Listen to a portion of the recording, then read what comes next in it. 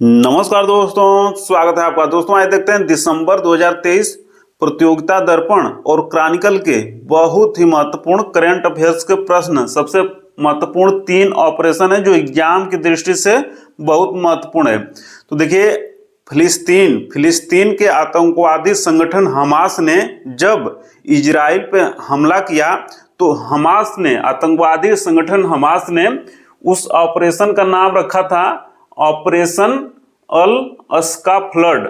Operation अल Aska flood आतंकवादी संगठन Hamas ने जब इजराइल पे हमला किया तो उसका नाम रखा। इसके बदले में जब इजराइल ने फिलिस्तीन के आतंकवादी संगठन हमास पे हमला किया तो उसका नाम रखा operation iron sword. Operation iron sword यह क्या है? तो इजराइल के द्वारा फिलिस्तीन के आतंकवादी संगठन हमास पर हमला करने का नाम है। तीसरा देखिए कि जब इजराइल में फंसे भारतीयों को भारत सरकार ने वापस लाने के लिए जो ऑपरेशन चलाया तो उसका नाम रखा ऑपरेशन अजय। तो इन तीनों को याद रखना है, एग्जाम की दृष्टि से बहुत ही महत्वपूर्ण है। नेक्स्ट प्रश्न देखिए अब कि सखारोव पुरस्कार 2023, सखारोव पुरस्कार 2023 सबसे महत्वपूर्ण किस संगठन के द्वारा दिया जाता है? तो ये देखिए, यूरोपीय संसद के द्वारा प्रदान किया जाता है। 2023 का सखारोव पुरस्कार किसे प्रदान किया गया? तो ईरान की महिला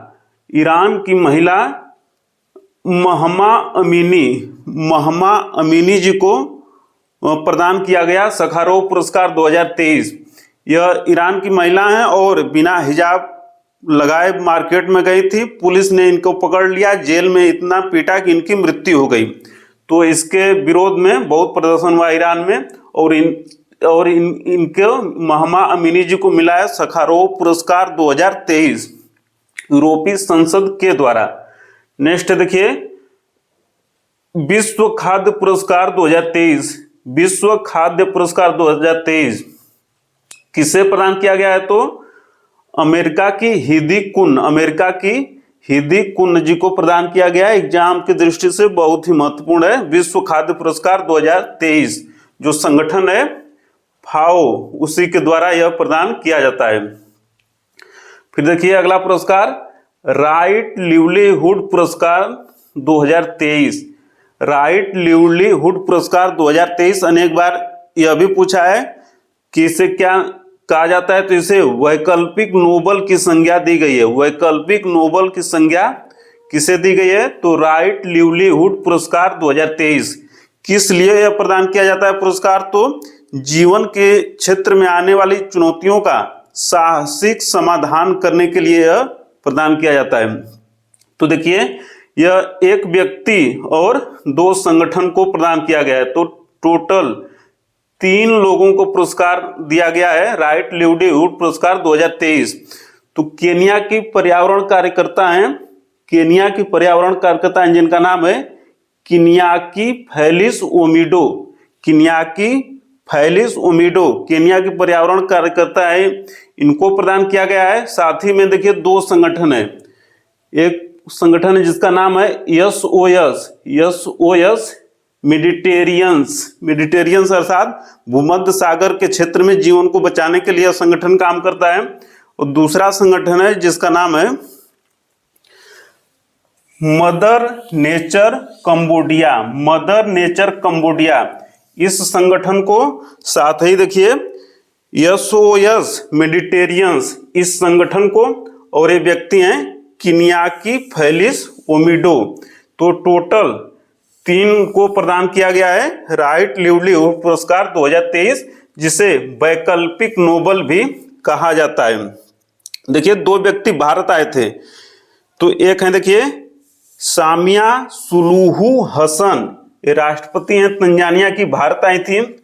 और दूसरे देखिए मोहम्मद मोइजू, ये भारत नहीं आए थे किंतु राष्ट्रपति निर्वाचित हुए मालदीव के। तो यह भी सुमेलित करने को दे देता है कि राष्ट्रपति कौन नियुक्त हुआ है। तो मोहम्मद मुइज्जू राष्ट्रपति निर्वाचित हुए हैं मालदीव के।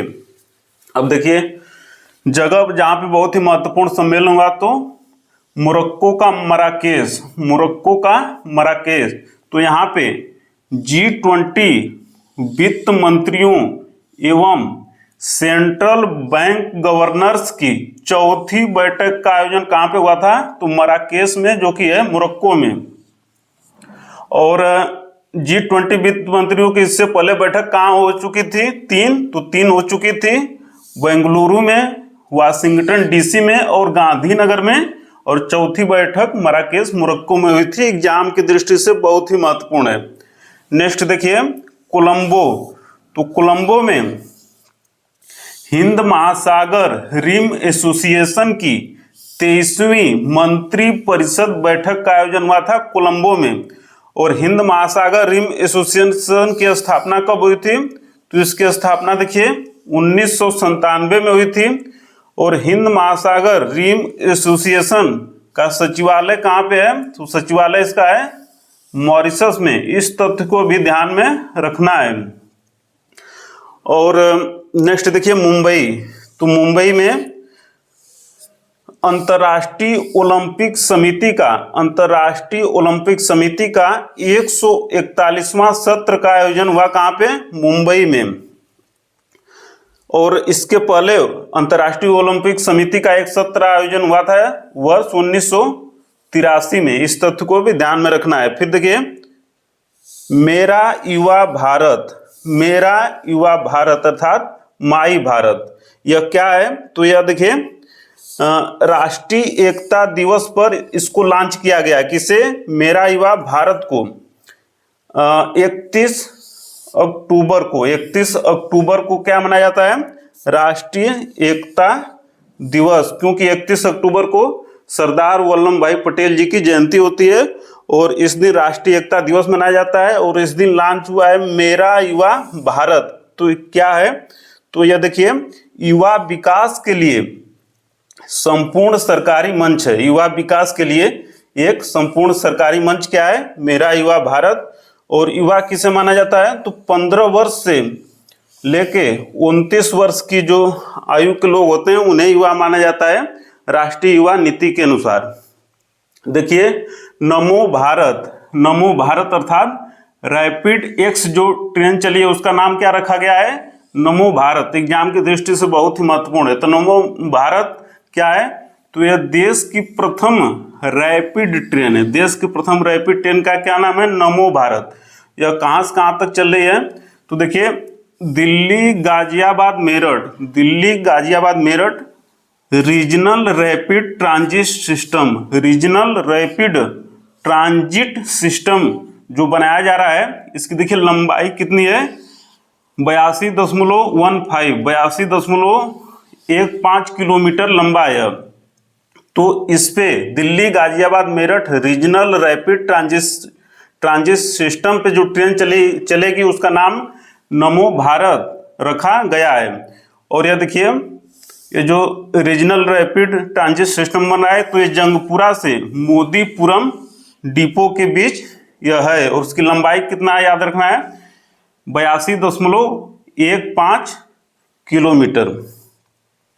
और इसका प्रचालन जो आरंभ हुआ है तो पूरा यह नहीं बना है, थोड़ा ही बना है। और ये देखिए साहिबाबाद से दुहाई डिपो के बीच इसका परिचालन आरंभ हुआ है अभी।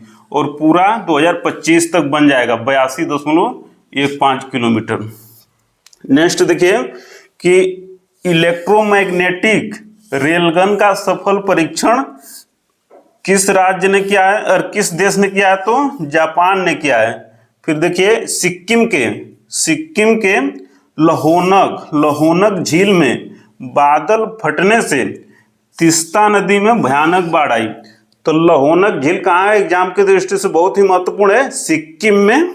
और सिक्किम में ही तीस्ता नदी। फिर देखिए कि अरब सागर के तट पर यमन और ओमान के तट पर अक्टूबर 2023 में एक साइक्लोन आया जिसका नाम तेज रखा गया। तो तेज क्या है? एक साइक्लोन है। कहाँ पे आया? अरब सागर के तट पर, यमन और ओमान देश के तट पर।